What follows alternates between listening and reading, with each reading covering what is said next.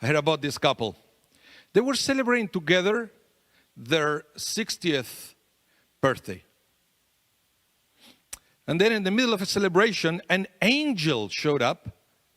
The angel told them that God wanted to grant each one of them a special request. The woman, she's very excited. So she said, I would like to travel the world. Poof. When the smoke clears, she had a bunch of first-class tickets in her hand.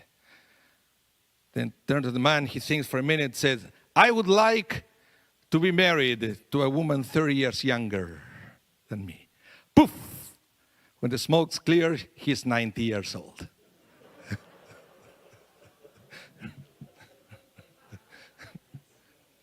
Careful what you wish. I want to talk to you today about how tall are you? Have you ever heard this question before? How tall are you? Right? It's very interesting because we live in a society with somehow obsessed with how tall people are.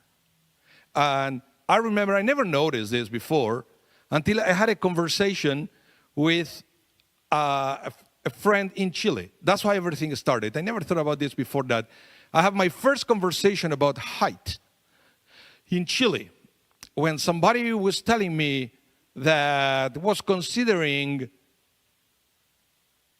giving to their son a new experimental drug that would allow him to be taller. Nothing wrong with the height of these people. It's not that they had a growth problem or anything, but they were curious about this. It will make people taller. I said, why do you want to do that? It's good to be a little bit taller in this world. I said, is that so? That's the first time I thought about it. And then it's interesting because I met another family here in Winnipeg, that they actually told me that they had 2 sons, and they were put into this kind of treatment to make them taller. By now, it's I spent a few hours this last week reading about the latest research, and it looks like it evolves a lot since my first conversation about 25 years ago in Chile to now, that there are more things available, and so many people are putting their kids into this treatment because they want them to be taller. It's mind-blowing, but it exists. And so why is that? And then research. I want to read more about this. There is a concept in this world. I don't know if you ever heard this word. It's called heightism. Have you heard about this? Heightism. It's the unfair treatment of people based on their height. We have the same ageism, right? Unfair treatment of people based on their age, on their gender, and many other things. And I realized that there is one thing about the height, that there is this perception that people, that they are taller, they could be more successful, that they will have better opportunities in life. True, they will make it easily into sport teams and so forth. So they want to give their kids an edge in life. So they put them into this treatment that will make them taller. Mind-blowing if you ask me. But I realize that we live in a society that is obsessed with height, with weight, with looks, with age. And you probably have more things to add to that list.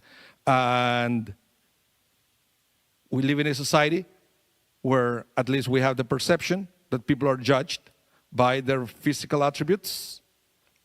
And then I guess that is pushing us, is giving us the incentive to nurture only our physical attributes, to please others, and to neglect other aspects within ourselves that they might be more beneficial if you want to live a life of meaning, but we don't have time for that all of a sudden because we are too concerned about physical things.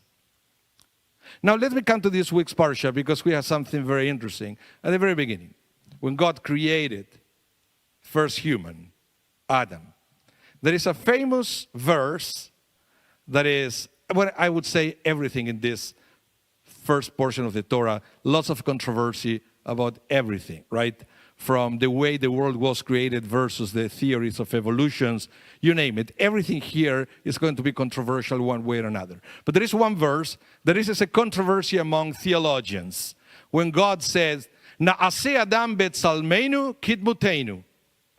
God said, let us make a human in our image after our likeness.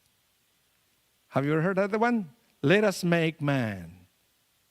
I said, whoa, hold on a minute. What do you mean, let us? God is saying this, right? Let us. Who is God talking to? Any guesses? The angels, okay.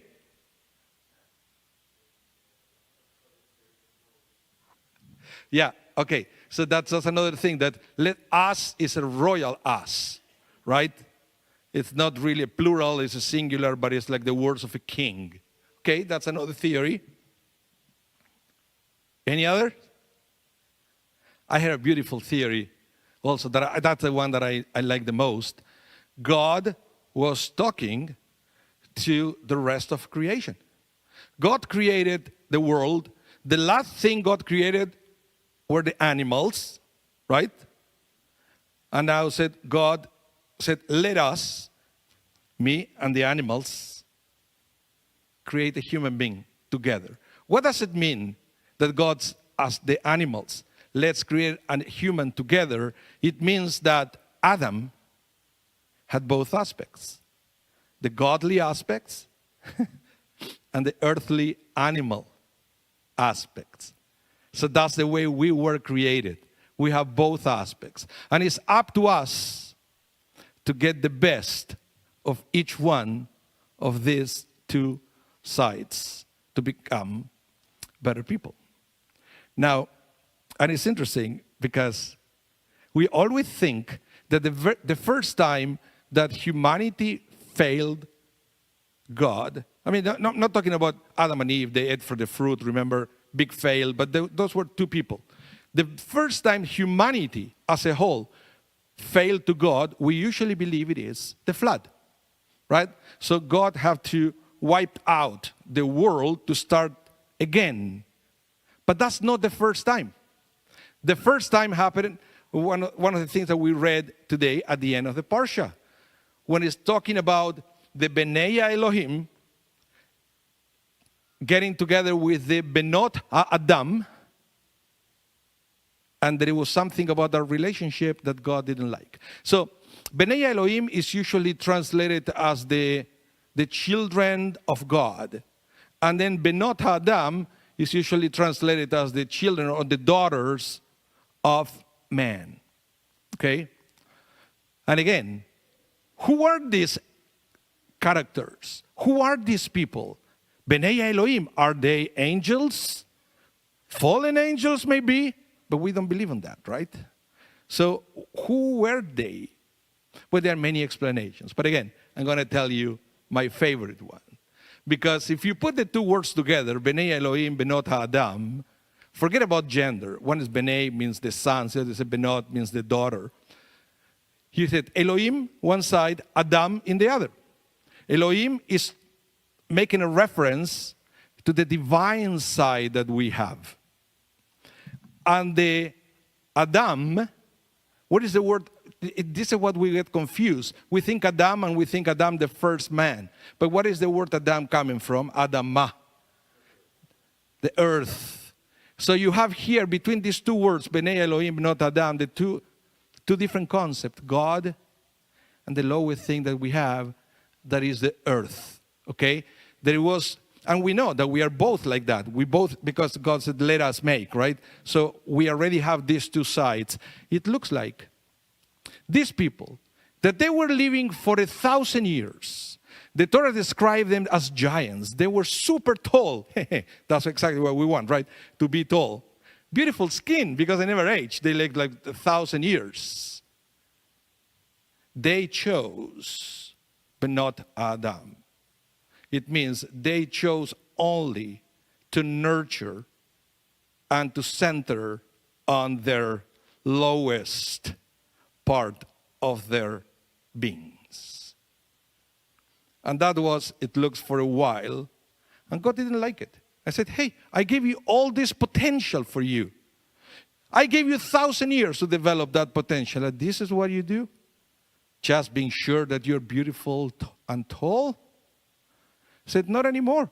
For now on, you're going to live up to 120 years. What was God's mentality? Perhaps, if you don't think that you're going to live forever, if you realize that you're only here for a short period of time, perhaps you're going to not pay too much attention to your physical attributes, and you're going to try to do something more meaningful, that it will stay here in this world after you are gone. Because we're coming and going. So wake up. You're not going to live for 1,000 years. Because when you live for 1,000 years, you think you're going to be here forever. Not anymore. You're going to be well aware of how finite you are. So from now on, pay attention to your divine side as well. We know that humanity failed again. Because next we read, it's going to be the flood. So even though God shortened the life of the people, God shortened the height of the people, all what happened where we have people now obsessed with regaining that. We want to live forever and want to be taller the way we were back then. And we forget that that is something that God didn't like. Now, the thing is, what I was thinking is, that perhaps the message that we get from this parsha is that we have to stop trying to be tall people and try to be people of stature. That is our goal. Not to be tall people, but people of stature. When you're a people of stature, you are worried and you try to nurture the quality of your character, your ethical behavior, your spiritual development. And this is very important because it will determine the way we are going to react to any challenge we have in life. And God knows we have lots of challenges in this day. And it's very important for us to be present, to be active, to be vocal, to stand for what we believe. But how we're going to do it? How are we going to do it? As a B'nai Elohim, as a person of stature, of B'nai Adam, just a tall person. That's the challenge for this. The challenge that we get from this parsha. Yes, we have to be vocal, but we don't harass, we don't swear, we don't threat, because that is not a godly attribute. But we learn to be not just tall people, but also people of stature. Shabbat Shalom.